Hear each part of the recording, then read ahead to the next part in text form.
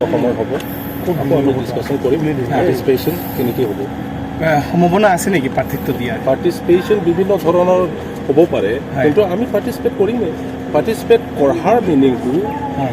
candidate থিয় দিব সেইটো নহ'ব বাট ইন আদাৰ ৱে আমি পাৰ্টিচিপেট কৰিম আজি যিটো গোপন আলোচনা হ'লে এইটো বৈঠক হ'ল এই বৈঠকৰ লগত কি ক'ব আপুনি জাষ্ট আমি বি টি চিত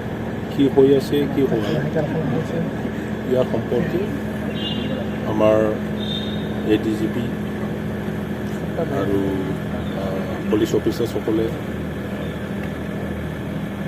আমি কয়েকজনৰ মাটিত লৈ কথা পাতিছোঁ ইয়াতে মই পাৰ্টিচিপেট কৰিছোঁ বেলেগ তেনেকুৱা কংক্ৰিট পলিচি উমুক তুমুক সেইটো নাই আমি জাষ্ট চিটুৱেশ্যন শ্বেয়াৰ কৰিছোঁ ফেক এনকাউণ্টাৰ সন্দৰ্ভত আপোনাৰ মতামত কি কিহত ফেক এনকাউণ্টাৰ যিটো ফেক এনকাউণ্টাৰ বুলি কোৱা হৈ আছে বিভিন্ন দল সংগঠনৰ পৰা সেইটো গভৰ্ণমেণ্টে ইনভেষ্টিগেট কৰিব গতিকে ইয়াতে আমি গম পাম একচুৱেল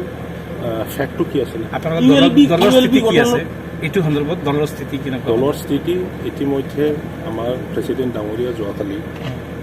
টুইটাৰৰ মাজেদি চৰকাৰক এপিল কৰিছিল যে ইয়াত হাই লেভেল ইনভেষ্টিগেশ্যন কৰিব লাগে আৰু তেখেতে কিবা যদি উগ্ৰপন্থী সংগঠন গঠন হৈছিল এইটো হ'ব নালাগে আৰু এইটো ধৰণৰ বি টি চিত বা অসমত ভাইলেঞ্চ কৰিব নালাগে বুলি তেখেতে এপিল কৰিছে সেইটোৱে আমাৰ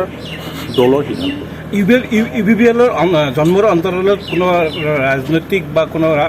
অপশক্তি থাকিব পাৰে বুলি মন্তব্য কৰিছে কিছু সময় আগতে প্ৰমোদ বৰে ULB যিটো নতুন সংগঠন ৰাজনৈতিক ষড়যন্ত্ৰৰ কথা কৈছে তেনেকুৱা উগ্ৰপন্থী সংগঠন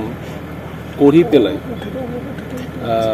ৰান কৰিব পাৰা মেনেজ কৰিব পাৰা আমি বি টি চিত ব্যক্তি দেখা নাই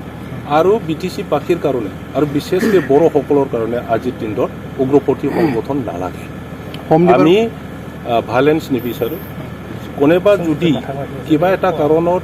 তেনেকুৱা কৰিছে তেখেতসকলে অতি সোনকালে ঘূৰি অহাটো সমাজে বিচাৰে হোম ডিপাৰ্টমেণ্টটো হিমন্ত বিশ্ব শৰ্মাৰ হাতত আছে মুখ্যমন্ত্ৰীৰ হাতত আছে সেই সমগ্ৰ ঘটনাত কেন্দ্ৰ হিমন্ত বিশ্ব শৰ্মাক কিবা ক'ব নেকি